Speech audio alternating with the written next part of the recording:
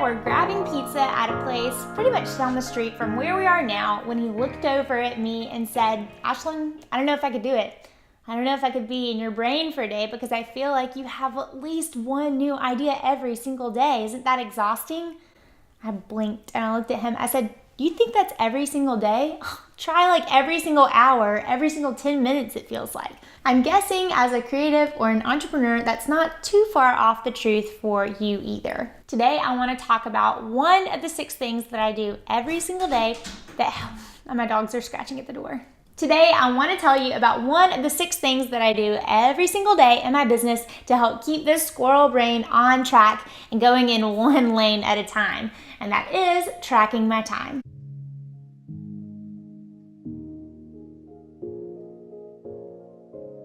Hey guys, welcome back to another episode. My name's Ashlyn Carter. I'm the calligrapher and the copywriter behind the brand Ashlyn Writes, if we haven't met yet. I help creatives just like you sell more with your words, and today we're going to talk about your time and where exactly it all goes. For those of you that have been around here for a minute, you're like, "Ashlyn, you talk about this a lot." And I do talk about it a lot because I think that tracking your time is very, very important. And I totally get it if you think it sounds a little bit anal the first time you think about it.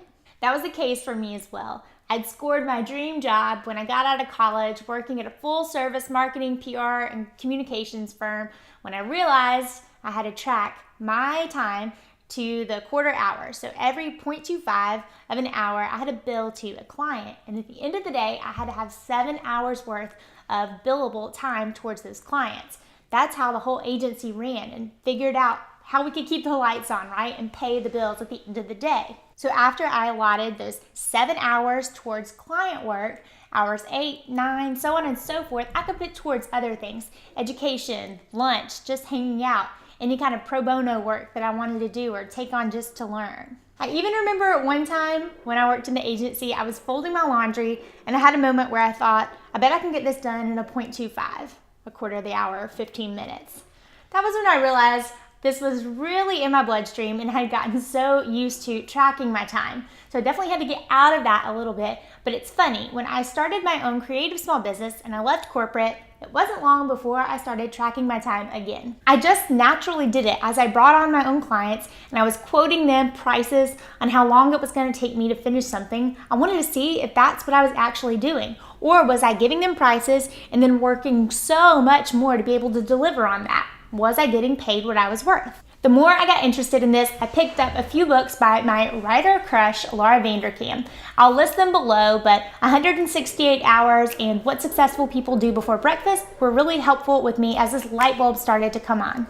Then I started looking around and I saw that women I looked up to a lot, women like Nancy Ray, Shana Skidmore, Jessica at Design House of Moira, these women talked about tracking their time too, just to make sure that they were staying on task and getting paid what they were worth. That's when I had the epiphany that I could bring this agency relic of mine, tracking my time, into my creative small business. And now I am absolutely 100% hands to the heavens for tracking my time. If this is something that interests you, I have 3 ways that you can get started tracking your time today. The first is super analog. Just start writing it down. This is what I did for years in agency, but I understand that that can be kind of hard to start thinking about. So I have a free printable for you. You can go to ashlynwrites.com/time tracker. I'll link it up here on YouTube and I'll link it down below as well. And you can grab that, print it out. I tell anybody just to try it for 2 weeks.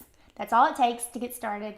And I think that that'll give you enough data to look at and realize, I really do. It takes me a little bit longer to do these tasks than I thought, or you'll realize how much time you actually spend on social media. If you do want to go ahead and take this digital, I have 2 tools that I love there.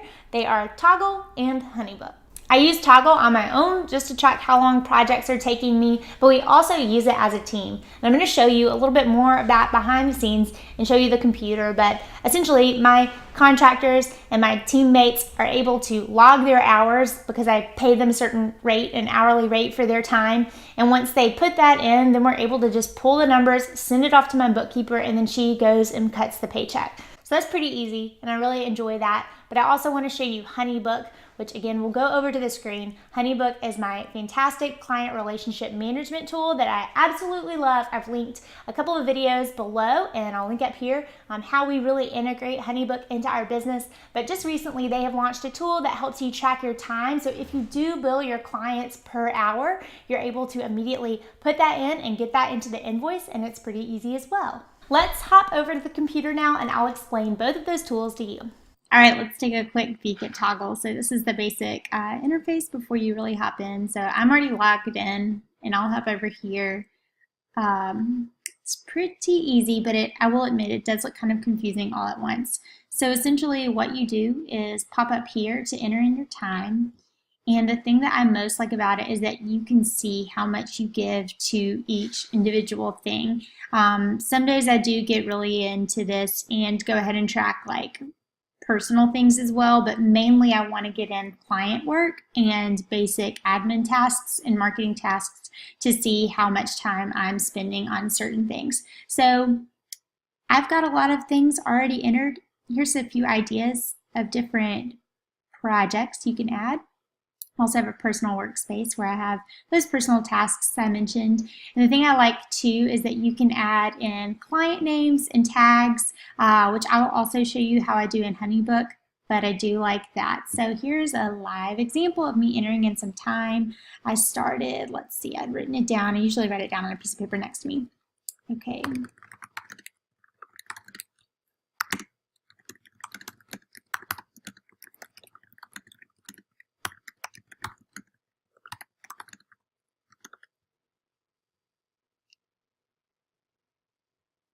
See if I have a YouTube tag.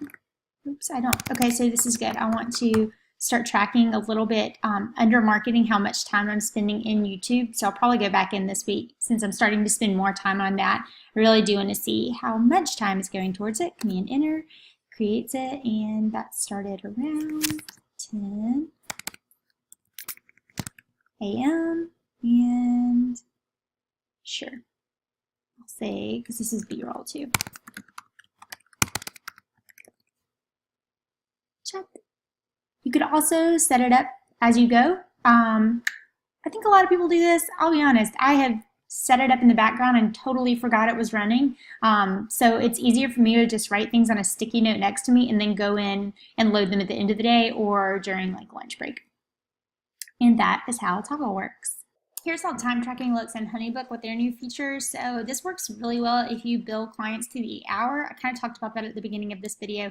If you do that, it's really helpful. I also track hours, and I've been a client of a designer, and she let me know how many hours she spent towards each part of the project, and that was super helpful for me because it gave me, not only did it give me more respect for her work and how long it actually takes to track down brand items for a photo shoot and that kind of thing. So I do think it is really helpful. So here we can do editing,